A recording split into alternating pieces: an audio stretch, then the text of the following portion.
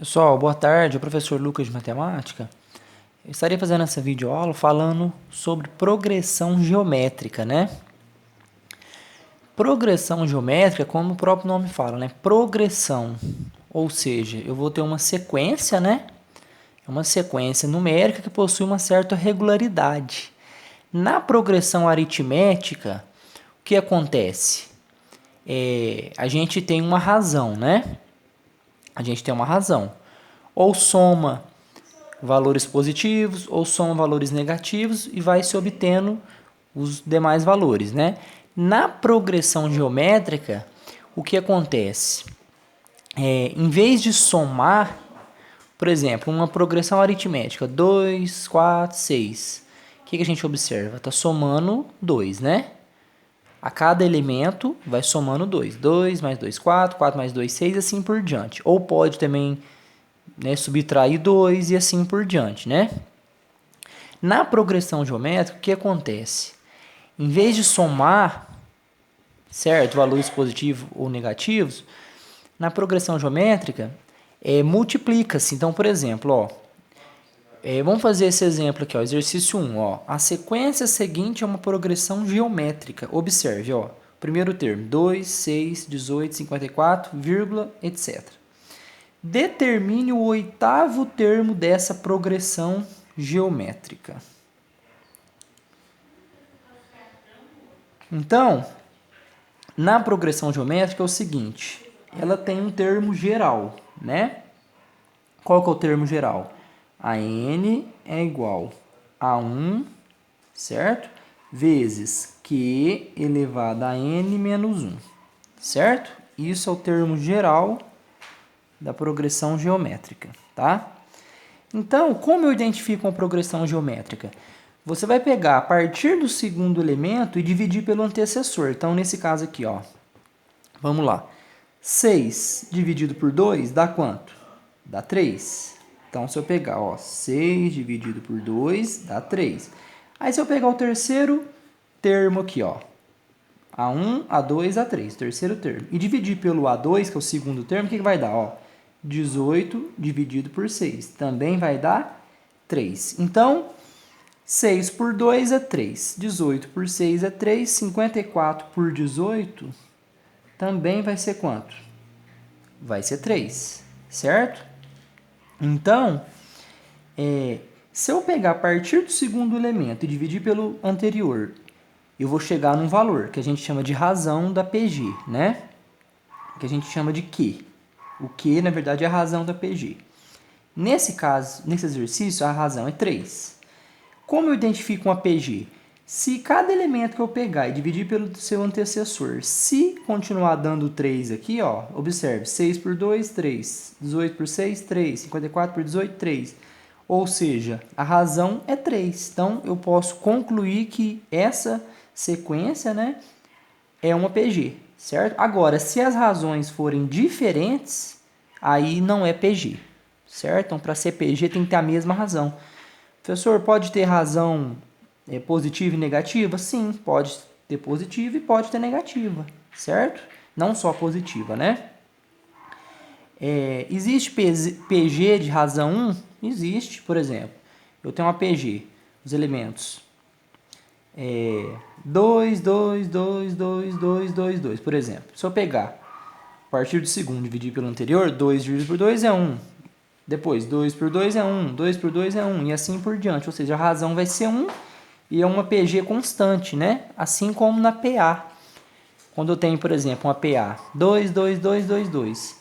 Se eu pegar 2 menos 2, 0. 2 menos 2, 0 e assim por diante. Então, a razão é 0 e a PA é constante. Então, na PG também é possível, né? Tem uma PG constante, certo? Mas não é muito usado, né? É muito difícil você ver exercício assim. A maioria dos exercícios a razão é positiva ou negativa, né? Valores positivos ou valores negativos, certo?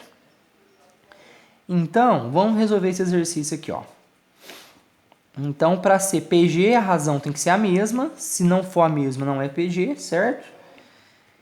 Então, vamos lá. Quem que é o AN? O AN é o último termo da PG, tá?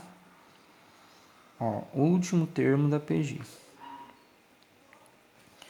Quem que é o A1? É o primeiro termo da PG. Quem que é o Q?